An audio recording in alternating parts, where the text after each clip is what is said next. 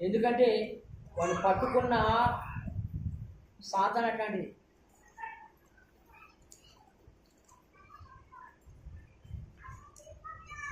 త్రాగుడు అనేటువంటి సాతాను పట్టినప్పుడు,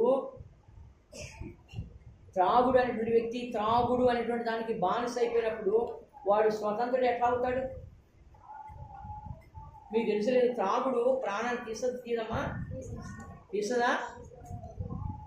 త్రాగుడు ఆ బానిసత్వంలోనికి నువ్వు వెళ్ళిపోతే ఇవన్నీ సాతాను బంధకాలు, వాడు వేసేటువంటి ఉరులు, వాడు వేసేటువంటి ఉచ్చులు,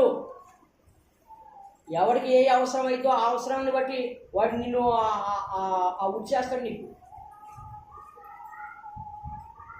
కదా.